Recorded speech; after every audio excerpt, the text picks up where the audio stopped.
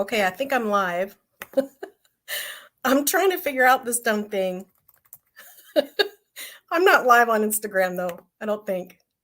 Oh wait, maybe I am. Yay! Figured it out. Hi, it's Colleen, the airhead. It's my blonde roots.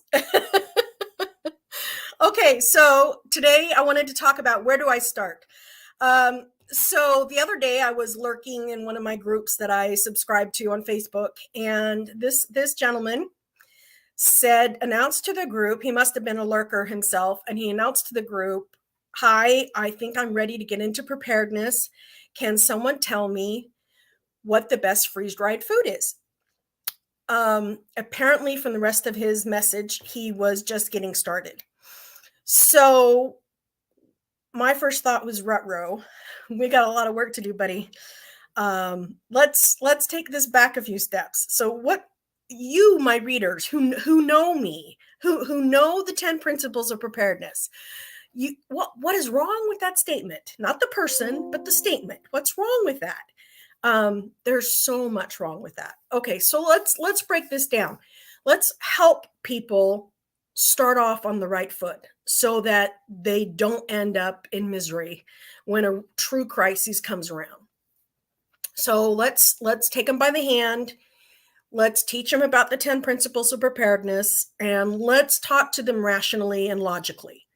So for starters, you've got the expense. I mean, this person was planning on just buying a whole bunch of freeze-dried food, socking it away like a squirrel, and, okay, I'm done. I'm sure there is a satisfaction, a mental satisfaction there and being able to check something off your list and saying, okay, I don't have to worry about that anymore, because preparedness can get stressful. I mean, there's plenty to worry about if you let yourself go to the doom and gloom world.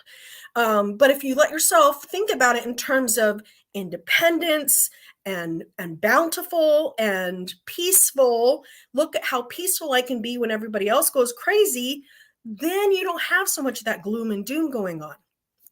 So you've got expense, and like I mentioned in yesterday's blurb, whatever you want to call these, I don't spend money on freeze dried unless it's 40% off or better. So here this poor man is ready to get into preparedness, and he's going to spend, a chunk of change on freeze dried food, and I don't care where you're going to spend it. I mean, I'm a Thrive Life consultant. So I would want to speak up and say, hey, spend it at Thrive Life. But I didn't do that because that wasn't the right answer. The right answer would be to ask questions. So how you doing on water? How you doing on ammo? Those kind of things. Um, anyway, that brings me to a story that I want to share with you.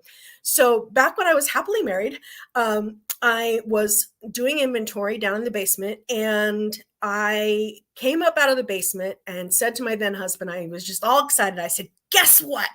We have 150 gallons of milk. And he just looked at me like I had 4 heads. And sometimes this guy was the smartest guy in the room. So when he looked at me like I had 4 heads, I started to doubt myself, thinking, did I not count right? Does he know something I don't know? Sure enough, he knew something I didn't know. He said, no, honey, we do not have 150 gallons of milk. And I said, but I just counted. He said, we have 150 gallons worth of milk powder. But unless we have the water to back that up, we do not have 150 gallons of milk. And doggone it, he was right. And that's when we made some big changes and started hoarding water just as much as toilet paper. So you've got to think about those things. There's a reason why food preparedness is the 8th principle of preparedness. There's so many other aspects that you're going to encounter before you get to the food. Now, I'm not saying you can't do things consecutively. I'm not saying don't you dare touch the 8th principle of preparedness until you got all your water. That's not what I'm saying at all. But there's got to be an awareness of the other principles. There's just got to be, especially the 1st and 2nd principle, the spiritual preparedness and the mental preparedness. You have got to have those in spades. For example, this poor guy is going to buy all this freeze-dried food that some sales rep is going to tell him that he needs. But is he going to experiment with it? Is he going to use it? No, he's going to stress his family out because they're going to go off of living off of mom's great casseroles and her signature dishes one day, and then they're going to be thrown into a crisis. They're going to be stressed out of their gourd because of the crises.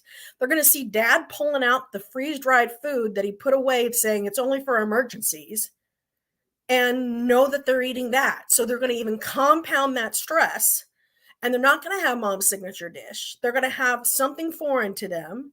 And if they don't have enough water, they're just going to eat this freeze-dried food, direct out of the can. They're not even going to prepare meals with it because they haven't experimented with it.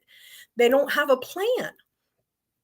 Now, mind you, my cookbook is going to help people to have a plan with their freeze-dried and their canned and their sprouts and their dehydrated and their dry goods that they can use. But you got to have a plan. You got to get somewhere with all this freeze-dried food. So that's just going to stress people out. And we're all stress eaters. All of us. We are stress eaters.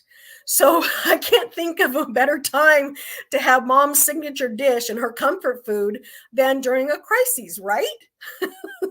So you better plan on that. You better plan on comfort food during a crisis. So whatever is your ideal comfort dish, figure out how to make it from shelf-stable ingredients and make sure that you got that in your pantry in spades. I always tell people have 12 what am I trying to say? Yep, my blonde roots are kicking in again. I think it's called menopause. I don't know. Have the recipe conjured up 12 times. So if I need a box of Uncle Ben's converted bran rice, I need 12 of those. If I need a can of canned spinach, I want 12 of those. So I always suggest people have 30 recipes and they get that recipe 12 times. So that's how they stock up their order, et cetera. Yes, somebody says menopause brain fog is real. It is. It's totally real. Okay, so that's one of my suggestions. And that way you're feeding your family familiar foods that aren't going to freak them out, foods that are not foreign to them. I mean, if you've ever been to a restaurant that you've never been to before and it's an international type of restaurant, it feels a little disjointed even there. And you're in a first world country. And that just doesn't feel right. You can't wait to go back home and have your Doritos, right? Okay, so that's another problem with this man's strategy. And again, he just needs to be educated and he just needs to be helped out. There really shouldn't be, and I'm not trying to cause any ripples here, but there really shouldn't be a food storage mentality. We're not squirrels. I keep saying that. We're not squirrels. We need to simply store more of what we're already eating. There are very few dishes, and I know because I've been doing them in my cookbook, there are very few dishes that I can't convert into shelf-stable recipes. Sorry, lobster thermidor is out. I can't do that. I can't do fried chicken either, unfortunately, because once you can the chicken on the bone, it gets so tender, it just falls right off the bone. And so, I mean, you can fry the chicken after, you've pressure canned it, and it's going to be tender, but it's not going to be like the fried chicken you're planning on. So there's just some things you can't do shelf stable, but sorry, you guys are missing out on that lobster thermidor. I'm sorry. I'm a failure. I know. It's terrible. Anyway, all right. So he's going through the expense. He's going through the foreign aspect of it. He's also, how do I say this? He's also missing the point of preparedness. It's not a destination. It's not a series of check marks. I mean, sure, you want to itemize your 96-hour kit. Did you catch that, by the way? It's a 96-hour kit, not a 72-hour kit. 96 is the new 72-hour, okay? If you look at history over the last 10 years and look at the responders' response time, it's 96 hours, not 72. So think about that. Update your 72-hour kits or your bug out bags or whatever. Make sure you've got enough for 96 hours instead of 72. So he needs to contemplate the whole picture of preparedness. Mindset. It's a mindset that's so critical. That mental preparedness is principle number 2 for a reason. It's a heart set. That spiritual preparedness is number 1 for a reason. You've got to have your values in place. You've got to have your compass pointing to true north. You've got to have that in place. Otherwise, you're going to be the one that's going to resort to cannibalism, or you're going to be the one who's going to say, I'll just get me a gun and find me a Mormon. I mean, true north just went out the window with that one, right? It's definitely got to be a mindset. The mindset is I need to provide for my loved ones. I need to provide for myself. I need to be self-sufficient. And that's a beautiful, freeing, bountiful mindset. It eliminates garbage in your food. It takes control over your pocketbook instead of being the victim of the inflation that's going on around us. It lets you no longer be a victim to, the crime that's out there. It's very, very freeing. And it is a mindset. It's definitely a mindset. I can't stress that enough. That's the point of preparedness, is that self-sufficiency, that self-reliance. And I'm not talking about being a hermit and a loner. I'm not talking about us all turning into Rambos. Believe me, you don't want to see me in those shirts anyway. But I'm talking about being capable and free enough to be self-sufficient. I find that the more self-sufficient I am, the more outgoing I am, the more friendly I am, because I'm relieved of burdens and I don't carry them around with me in my conversations and in how I carry myself. All right. So there's clearly other priorities to preparedness than just the food. And I cringe when I see somebody spending way too much money, more than they have to, on preparedness. I know it may feel good to check that off. I know that there is satisfaction in seeing all your canned goods on the shelf. I know, because I get that feeling every time I can something and I see it and it goes, it's beautiful. That feels good, but that's not all there is to it. And we need to take other people by the hand and help to educate them. Ask them questions. So if this were to happen, if you were to lose your job for 6 months, what would you do? If you were to lose power for 2 weeks, what would you do? That's realistic. I'm living in that right now. Not that I don't have power right now, but we have, let's see, what date is it? Yep, they're still without power. We have 300,000 people in the state of Ohio living without power. And they're also without water. They're having to get their water any way they can. They're buying it at stores, and the stores are not giving them a break, by the way. They're having to cart it from creeks that are nearby and swimming pools. And in other words, they're living exactly as people have been coerced or persuaded to be better prepared. I suggest that we help people start where they are. Now, this man saying I'm interested in finally getting started with preparedness, where's the best freeze dried? I would say, you know what? That's great. Let's talk. Let me ask you some questions. And I do that as a consultant anyway. When I have clients call me and they say, okay, I need you to evaluate our state of preparedness. The questions come rapid fire. I want to know what's important to them. I want to know what they feel like they've done. I want to know where they feel like they stand the best and what component of preparedness they feel like they're weakest on. Those are really revealing answers. And so ask questions like that. Let them lead you down their path and start where they are, because the more people we can get self-sufficient and self-reliant, the happier people will be around us. And fewer people will be coming to your door in a crisis asking for handouts. And I'm not saying the handouts are a bad thing. I am prepared for some handouts. I'm just saying that the more we can help other people be self-sufficient, the better everybody is, including those people. You want them to have that freeing, independent, wonderful, bountiful, peaceful feeling too, don't you? I do. I want them to have that too. Last but not least is that satisfaction.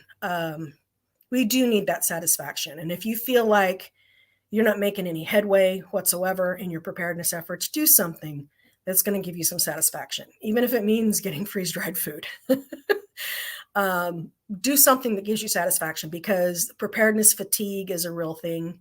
And sometimes we just get a little bit overwrought and a little strung out on the whole preparedness path. And so do something to give you a little bit of joy and a little bit of, satisfaction, for lack of a better word. That's probably the best word I can think of to use, is give yourself a pat on the back, give yourself some good mojo, and give yourself a reason to be proud of yourself. You're probably much harder on yourself than you need to be. I'd say we all are. But if you want to talk to me via messenger and say, hey, I did this today, I'll be there. I'll say, hey, way to go. And then I might ask you some questions. All right, that's all for me today. I do want to say that starting tomorrow, every Tuesday and Thursday, I will be doing a live podcast.